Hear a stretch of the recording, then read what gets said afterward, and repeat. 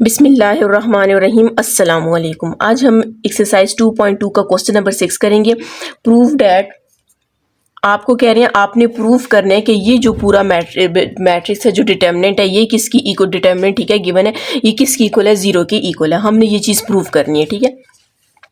अब इसको प्रूव करने के लिए आपको मैंने इसी एक्सरसाइज का जो 2.2 क्वेश्चन नंबर 2 में कुछ प्रॉपर्टीज बताई थी, ठीक है। उसकी एक प्रॉपर्टी थी जिसमें आपको कहा गया था अगर आपके पास एक रो या फिर एक कॉलम, कोई एक रो या फिर कोई एक कॉलम अगर पूरी की पूरी जीरो हो जाती है तो आप कह सकते हैं कि आपके पास ये डिटर्मिनेंट किसकी इक्वल आ जाएगा, जीरो की इक्वल आ जाएगा। और इसकी दूसरी एक और सेकंड प्रॉपर्टी थी जिसमें आपने कहा था कि अगर टू रोज या फिर टू कॉलम्स वो भी आपस में इक्वल हों तो फिर भी हम कह सकते हैं कि आपके पास ये उसका डिटरमिनेंट जब लेंगे तो इक्वल्स टू जीरो आ जाएगा। हम इसके ऊपर फर्स्ट प्रॉपर्टी अप्लाई करेंगे। हम क्या करते हैं, इस पूरे में से कोई एक रो या फिर कोई एक कॉलम को जीरो बनाने की कोशिश करते हैं। और जीरो हम कैसे बनाएंगे उसके ऊपर हम क्या करेंगे, ऑपरेशन करेंगे। सबसे पहले हम इसका क्या करते हैं, लेफ्ट हैंड साइड ले लेते हैं, ठीक है। लेफ्ट हैंड साइड आपके पास जो है लिख लेते हैं a minus b, b minus c, c minus a, b minus a, c minus a minus b, C minus a minus b minus a, ठीक है। आपने ये मैट्रिक्स लिख लिया। अब हमने क्या करना है, इसमें से किसी एक रो को या कॉलम को आपने जीरो बनाना है। अगर हम फर्स्ट वाले कॉलम को देखते हैं, देखें, अगर मैं ऐसे लिखूं, ऑपरेशन लिखूं, ये कॉलम C1 है तो आपने ऑपरेशन में लिखना है C1। इसके साथ अगर मैं प्लस कर दूं C2 और C3 को, C2 प्लस C3 को अगर मैं प्लस कर दूं, ये देखें a माइनस बी, अगर मैं इसको प्लस करूंगी तो चल इधर मैं लिख लेती हूँ। ये देखें आपके पास यूं है, मैंने क्या बोला, a माइनस बी को किसके साथ प्लस करना है, C2 और C3 के साथ प्लस करना है। तो हम इनको भी लिख लेते हैं b minus a plus C minus ए। मैंने ये फर्स्ट रो लिखा, उसके साथ C2 और C3 को, मतलब कॉलम 2 और कॉलम 3 को प्लस करना है। आप देख सकते हैं a से कैंसिल हो जाएगा, ठीक है।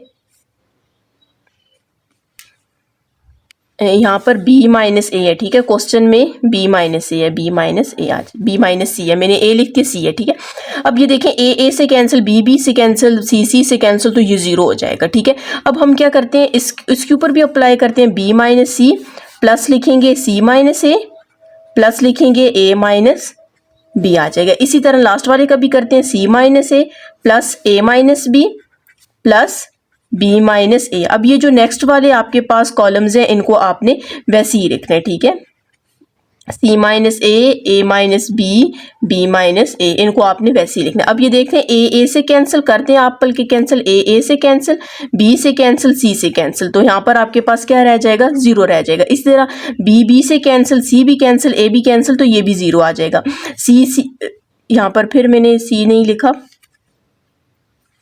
c minus a minus B, जी यहाँ लास्ट वाला b माइनस सी है, ठीक है, b माइनस सी, ठीक है। सी से कैंसिल, बी से कैंसिल, ए से कैंसिल, तो क्या आ जाएगा, जीरो आ जाएगा, ठीक है। अब यहाँ पर आपके पास क्या रह जाएगा, b minus C minus a minus b, C minus a minus B और b माइनस सी। अब आपने लिखना है कि आपके पास इसमें से एक कॉलम जो है वो इक्वल है। अगर एक कॉलम इक्वल हो तो उसका डिटरमिनेंट भी आपके पास क्या होता है, इक्वल होता है। आपने लिखना है since C1 is equals to zero, column आपके पास जीरो है, आपने प्रॉपर्टी पढ़ी हुई है, तो then determinant is equal to zero. तो मतलब ये पूरा डिटर्मिनेंट किसकी इक्वल आ जाएगा, जीरो की इक्वल आ जाएगा। ये मेरे ख्याल में आपके पास फर्स्ट प्रॉपर्टी है, ठीक है। कॉलम जीरो तो आपके पास डिटर्मिनेंट जीरो, तो आप देख सकते हैं कि ये डिटर्मिनेंट जीरो, तो इसका जो आपके पास राइट हैंड साइड थी वो भी आपके पास जीरो थी। एंड पे आप लिख सकते हैं कि left hand side is equal to right hand side. जी, इसका नेक्स्ट क्वेश्चन है। नेक्स्ट क्वेश्चन में आपको कह रहे हैं कि आपने प्रूफ करना है कि आपके पास ये पूरी वैल्यू इसके इक्वल है, ठीक है। ये याद रखें, ये जो जितने भी प्रूफ वाले क्वेश्चन है, क्वेश्चन नंबर 6 आपके पास और क्वेश्चन नंबर 5 भी आपके पास, दोनों क्या इंपॉर्टेंट है। अब आपने क्या करना है, इसकी लेफ्ट हैंड साइड ले लेनी है, ठीक है। जब आप इसकी लेफ्ट हैंड साइड लेंगे, हम लिख लेते हैं left hand side 1 1 1 a b c, a cube b cube C cube. अब ज़ाहिर है आप देख सकते हैं ये आपके पास इस तरह का आंसर तब आता है जब आप इस डिटर्मिनेंट को ओपन करते हैं, लेकिन हम क्या करते हैं कि इस डिटर्मिनेंट को ओपन करने से पहले इसके ऊपर एक ऑपरेशन कर देते हैं ताकि इस डिटर्मिनेंट को जब आप ओपन करें तो आपके पास थोड़ा ईजी हो जाए इसको सॉल्व करना। हम क्या करते हैं, इन दोनों वैल्यूज़ को, इन दोनों ये जो 1 1 है इनको 0 बनाते हैं। अगर हम इनको 0 बनाएंगे तो फिर 1 रह जाएगा और जब आप इसको ओपन करोगे तो ये सिर्फ अंदर वाली वैल्यूज़ आ जाएंगी। ठीक है, तो सबसे पहले हम क्या करते हैं, इसके ऊपर ऑपरेशन करते हैं। रो 2 को हम माइनस कर देते हैं R1 से और R3 को भी हम माइनस कर देते हैं R1 से। ठीक है, ये ऑपरेशन आप लोगों ने याद नहीं रखने, आपने खुद सोचने। देखें मैंने बोला था R2 को R1 से माइनस करेंगे, मैंने इसको भी 0 बनाना है, इसको भी 0 बनाना है। जब मैं इसको इसमें से माइनस करूंगी तो ये क्या आ जाएगा 0, जब इसको मैं इसमें से माइनस करूंगी तो ये भी क्या आ जाएगा 0 आ जाएगा। फर्स्ट वाला जो आपके पास रो है उसको आपने वैसे ही लिखना है। अब हम इसके ऊपर ऑपरेशन करते हैं जी। सबसे अभी हम ऑपरेशन करते हैं, आपने यहाँ पर लिखना है R2 माइनस R1 फर्स्ट वाला तो आपने वैसे ही रखना है। ठीक है, A और A क्यूब आपने ये वैसे ही रखना है। ठीक है, 1 माइनस 1 लिख लेती हैं, B minus A B cube minus A cube आ जाएगा। ठीक है, R2 को मैंने R1 से माइनस किया। इसी तरह अब इसको आपने इसके साथ माइनस करना है, 1 माइनस 1 C माइनस A। ठीक है, C cube minus A cube आ जाएगा। अब हम इसको सिंप्लीफाई कर देते हैं। ठीक है, 1 A और A क्यूब आपने वैसे ही लिखना है, 1 में से 1 को माइनस किया 0, 1 में से 1 को माइनस किया 0। अब यहाँ पर आपने जरा गौर करना है कि क्वेश्चन में जो आपके पास है A माइनस बी है। ठीक है, आप ये जरा देख सकते हैं क्वेश्चन में A माइनस बी है और B माइनस सी है, मतलब पहले A है फिर B है फिर C माइनस है। तो हम क्या करते हैं, यहाँ पर A माइनस बी बनाते हैं। किस तरह, इसको अरेंज करके लिखते हैं, ये माइनस A और प्लस बी आ जाएगा। ठीक है, माइनस ए को पहले लिखा, इसके साथ प्लस है, इसको बाद में लिखते हैं। ठीक है, सी माइनस ए प्रूफ में इसको हम वैसे ही छोड़ देते हैं। ठीक है, सी माइनस ए। यहाँ पर भी आपने क्या करना है कि इसका तो बल्कि हम सबसे पहले क्या करते हैं, फार्मूला ओपन कर देते हैं, या फिर आप इसको भी अरेंज करके लिख लेते हैं। इसको अरेंज करके लिखेंगे तो आपके पास A cube plus B cube आ जाएगा और इसको आपने वैसे ही छोड़ देना है।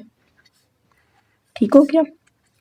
अच्छा, 1 0 0 ये वैसे ही रहेगा। A इसमें से हम क्या करते हैं, माइनस को कॉमन ले लेते हैं तो A माइनस बी आ जाएगा। ठीक है, और ये आपके पास C माइनस A को आपने वैसे ही छोड़ देना है। ठीक है, ये A क्यूब भी वैसे ही हो जाएगा। इसमें से भी हम माइनस को कॉमन ले लेते हैं तो आपके पास A cube minus B cube आ जाएगा। और यहाँ पर हम क्या करते हैं, C cube minus A cube का फॉर्मूला ओपन कर देते हैं। किसकी इक्वल होता है, C minus A C square plus CA plus B square. ठीक है, ये हमने क्या किया, इसका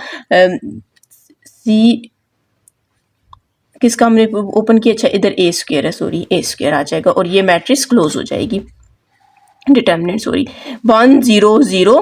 अब यहाँ पर इसको हम वैसे ही छोड़ते हैं, इसको भी हम वैसे ही छोड़ देते हैं। ठीक है, और ये भी C माइनस A को भी, यहाँ पर आपने A क्यूब को भी वैसे ही लिखना है। यहाँ पर हम A cube minus B cube का फॉर्मूला ओपन करते हैं तो आपके पास क्या है, A minus B A square plus AB plus B square. हमने फॉर्मूला ओपन कर दिया और ये नीचे वाली वैल्यू को आपने वैसे ही लिखना है, C square plus CA plus A square आ जाएगा।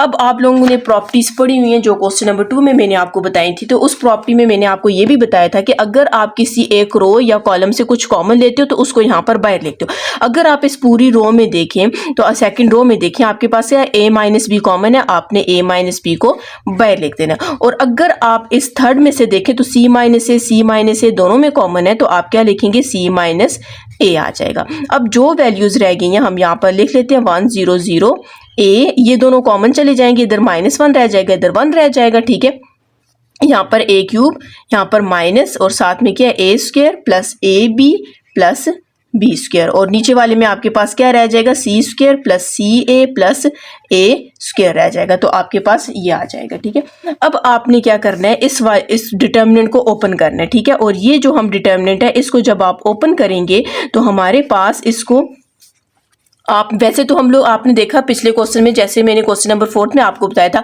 इसको ओपन जब करेंगे हमने रो से इसको एक्सपेंड किया था। ठीक है, मतलब 1 लिखा था फिर माइनस लिखा था फिर। अब मैं इसको कॉलम से एक्सपेंड करती हूँ। कॉलम से मैं क्यों कर रही हूँ, क्योंकि 0 जब आप लिखेंगे वो मल्टीप्लाई होगा अंदर मैट्रिक्स के साथ तो वो खत्म, डिटर्मिनेंट के साथ होगा तो वो खत्म हो जाएगा। इस वजह से मैं इसको किससे ओपन कर रही हूँ, 1 से ओपन कर रही हूँ। ठीक है, आपने इसको यूँ लिख सकते हैं, 1 से मैंने ओपन किया, इसकी फर्स्ट रो और फर्स्ट कॉलम छोड़ देंगे तो आपके पास क्या आ जाएगा, इसको भी अंदर मल्टीप्लाई चलिए नहीं करते, बाद में कर देंगे। और नीचे आपके पास सी square plus C a plus a square आ जाएगा। ठीक है, जब आपने इसको ओपन किया, वन से इसको भी छोड़ दिया, इसको भी छोड़ दिया, तो अंदर वाले रह जाएंगे, वो मैंने लिख दिया। अब फिर मैं इसको किससे एक्सपेंड करूँ? आप साथ में लिख सकते हैं कि हम इसको कॉलम 1 से C1 से एक्सपेंड करें।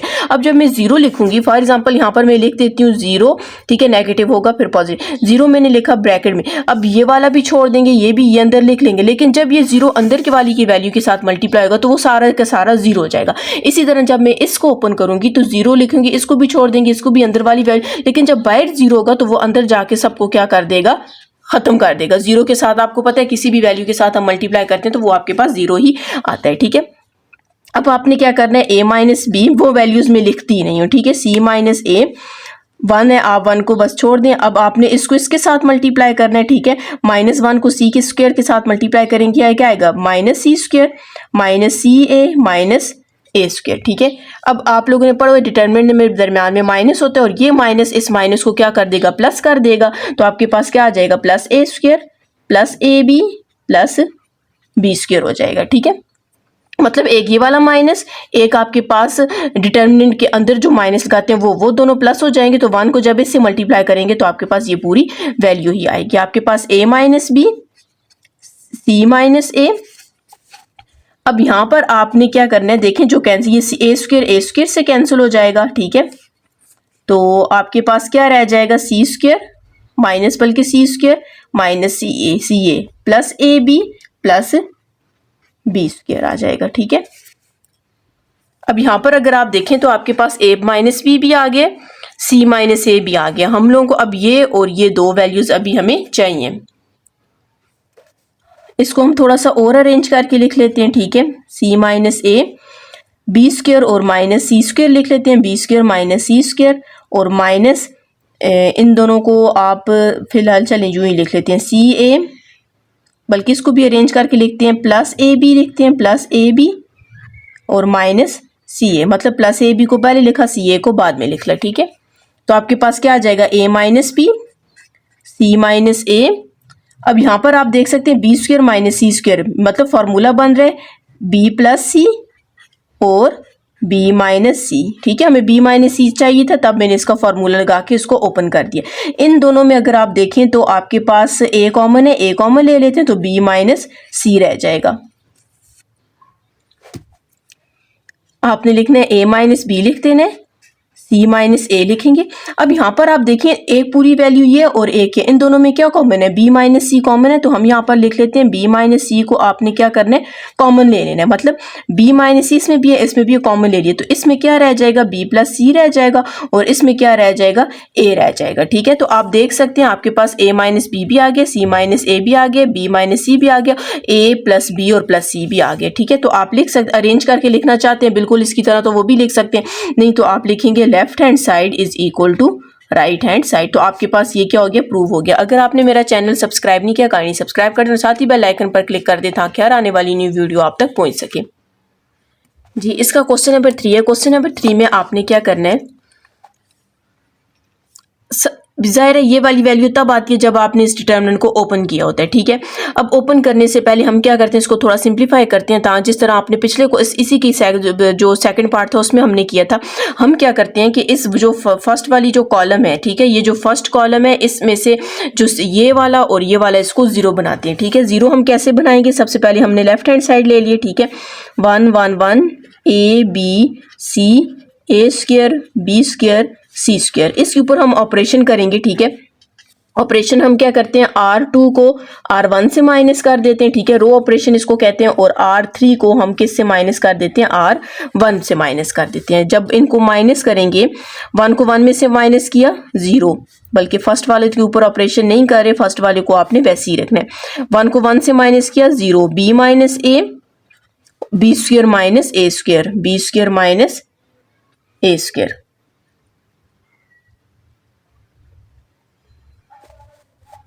1 माइनस 1 0, सी माइनस ए आ जाएगा और यहाँ पर सी स्क्वायर माइनस ए स्क्वायर सी स्क्वायर माइनस ए स्क्वायर आ जाएगा। ठीक है, हमने इस पे ऑपरेशन कर लिए, रो ऑपरेशन किया है, बिल्कुल पिछले क्वेश्चन की तरह। ठीक है, अब हमने इसको क्या करना है, 1 ए और ए स्क्वायर को वैसे ही रखते हैं 0 0।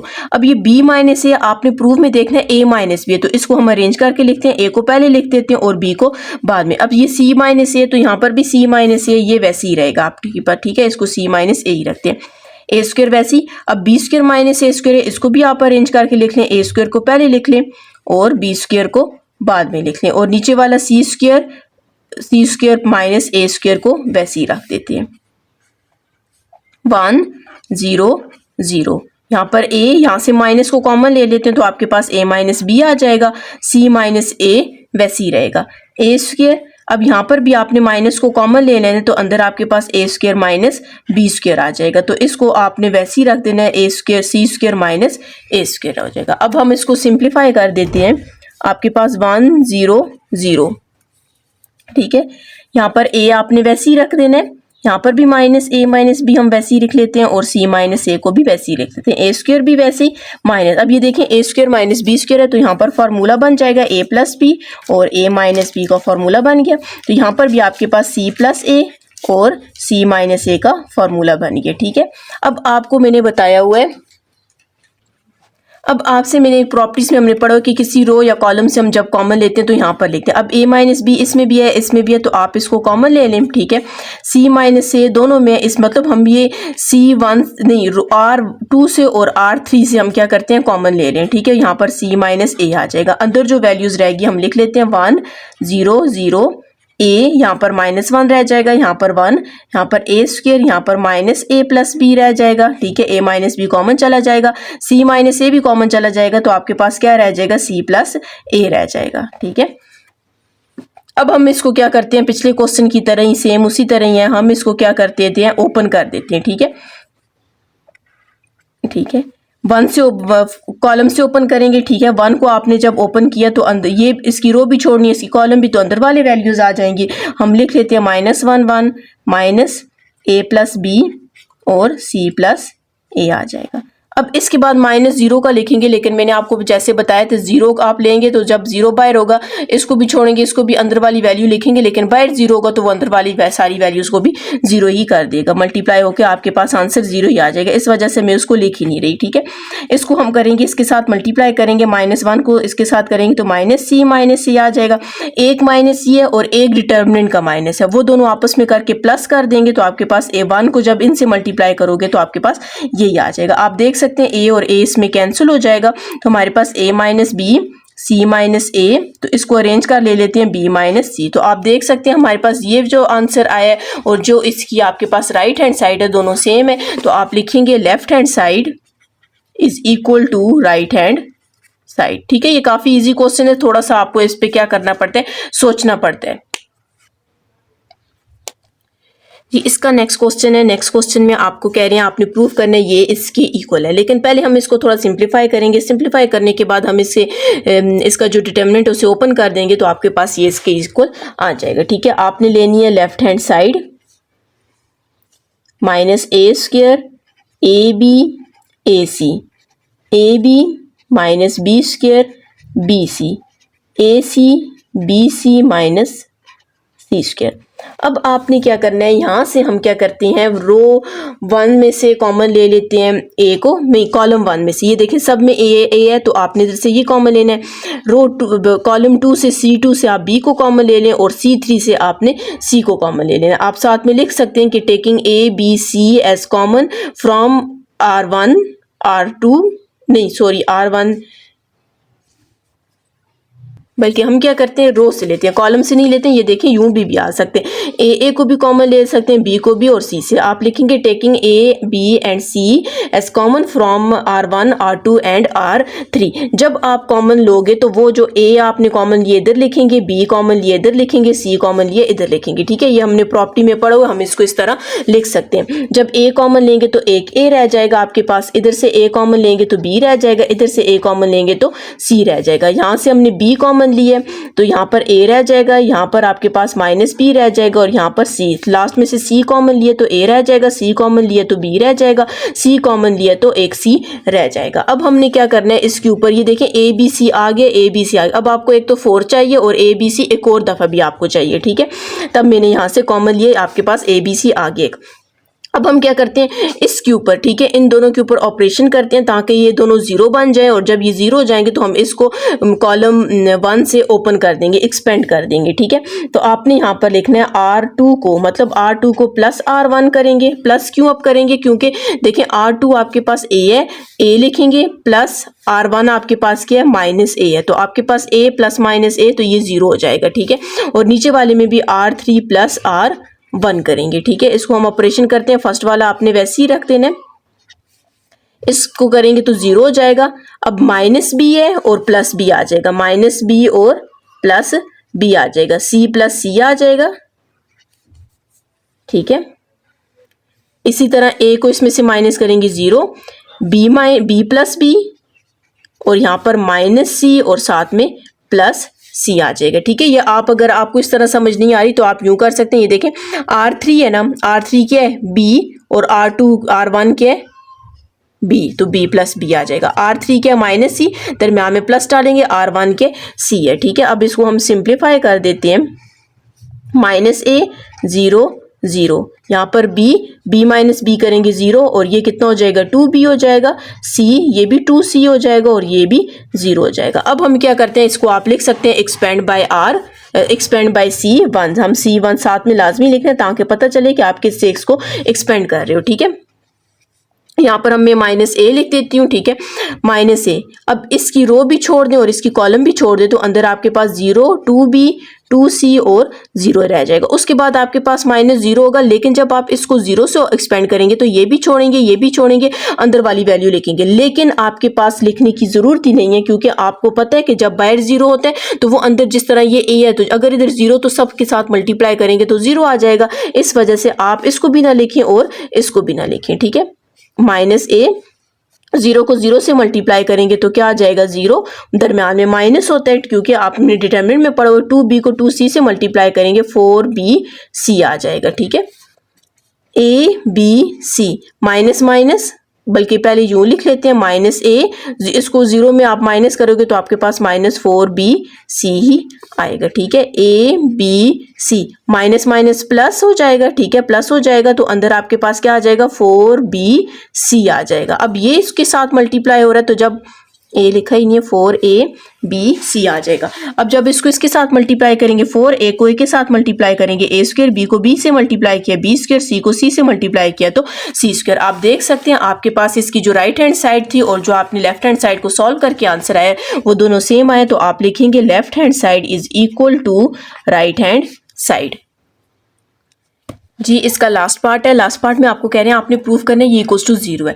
अब यहाँ पर आप 0 लाने के लिए या तो आप ये करें कि पूरी एक रो या फिर पूरी एक कॉलम आपने 0 बनानी है। अगर ये नहीं हो सकता तो हमने ये प्रॉपर्टीज में पढ़ा हुआ है, अगर एक रो या एक कॉलम 0 तो उसका डिटरमिनेंट 0 होता है। अगर ये हम नहीं बना सकते तो हम इसका दूसरी जो प्रॉपर्टी है उसमें हमने पढ़ा था कि अगर आपके पास पूरी एक रो या फिर आपके पास 2 रोज या फिर 2 कॉलम्स अगर वो आपस में सेम भी हो जाते हैं तो उसका भी डिटरमिनेंट आपके पास क्या होगा 0 का। फॉर एग्जांपल इधर 1 1 1 है तो इधर भी 1 1 1 है, तो मतलब ये दोनों रो सेम होंगी, तो हम इसको ओपन नहीं करेंगे, हम डायरेक्ट लिख देंगे कि रो 1 रो 2 के इक्वल है, तो आपके पास इसका डिटरमिनेंट क्या होगा 0 होगा। ठीक है, ये आपने प्रॉपर्टी पढ़ी हुई है, ये इसी एक्सरसाइज के क्वेश्चन नंबर 2 में मैंने आपको ये प्रॉपर्टी बताई है।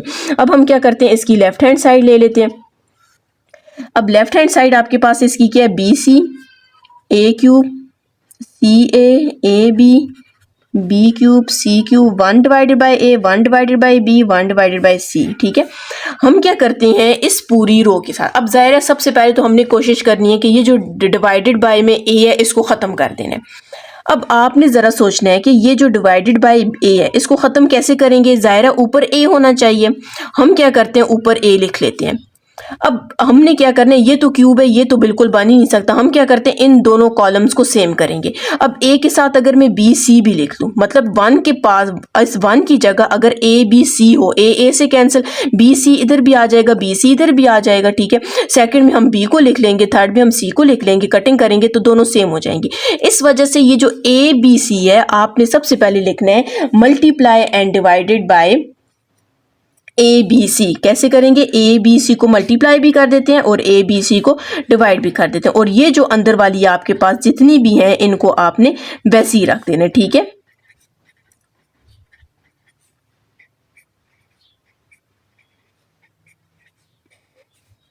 अब ये जो ए बी सी है, ऊपर वाला जो ए बी सी, इसको आपने क्या करना है, अंदर 1 के साथ मल्टीप्लाई कर देना है। ठीक है, हम क्या करते हैं, इसको 1 divided by A B C को वैसे ही रख देते हैं। अब ये जरूरी नहीं है कि आप बोलें कि ए बी सी को इसके साथ भी करें, क्योंकि मल्टीप्लायर है इसके साथ भी। ये आपने प्रॉपर्टी पढ़ी हुई है कि अगर आप यहाँ से कुछ कॉमन लेंगे वो भी बाहर लिखेंगे, और अगर इसको मल्टीप्लाई करेंगे या तो पूरी रो के साथ मल्टीप्लाई करेंगे किसी एक के साथ, या फिर किसी एक कॉलम के साथ मल्टीप्लाई करेंगे। हम क्या करते हैं, इसको इसके साथ मल्टीप्लाई करते हैं, b C A B, a cube B cube C cube. 1 की जगह क्या लिखेंगे, a B c divided by a आ जाएगा। 1 की जगह a B c divided by b, a B c divided by c. A से कैंसिल, बी से कैंसिल, सी से कैंसिल। जो रह चुके हैं हम उनको लिख लेते हैं, A B C C A B.